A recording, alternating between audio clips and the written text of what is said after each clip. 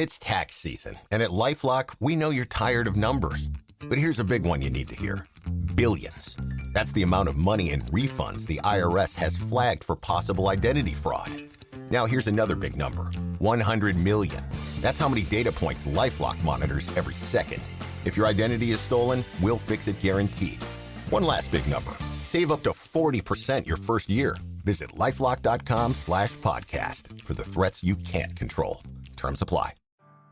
Hi all, it's Justin. This week on Deprogrammed, we were talking about Jay-Z and the topic of features came up.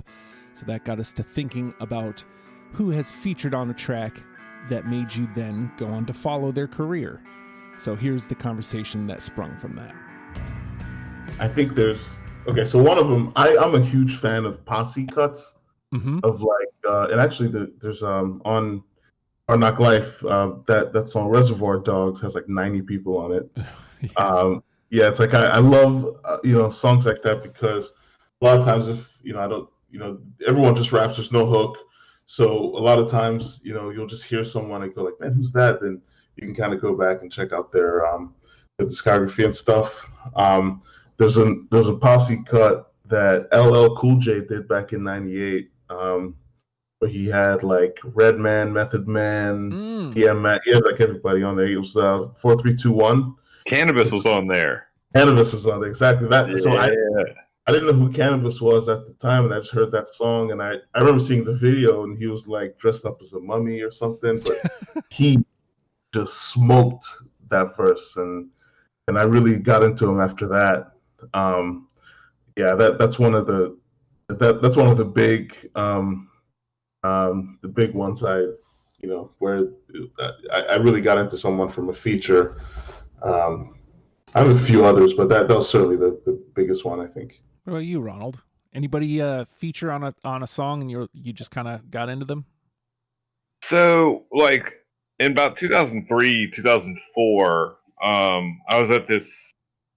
It's two parts to this. I was at a Warped Tour and I saw like the hip hop stage, and on the hip hop stage, the group that was playing was actually a group called Atmosphere. Oh yeah. Rhymer and a DJ, and so I got into him pretty hard, and I started listening to a lot of his stuff. And he did in like 2001. He did a feature with LP, from Run the Jewels, and that put me on the LP stuff like 2004, 2005, and so naturally, like when LP and Killer Mike got together, like 2012, 2013-ish. Like, oh, dude, that's the road that got me into Run the Jewels right there. All because of a chance encounter. I was walking around the Virginia Beach Amphitheater, and Atmosphere was playing on like the hip-hop stage at a Warped Tour. There you have it. Features that showed up on a song, and then he ended up getting into them. If you'd like to hear the rest of that conversation, it's on After the Fact, which is on the Patreon, patreon.com/ohhijustin. $1 a month gets you in the door.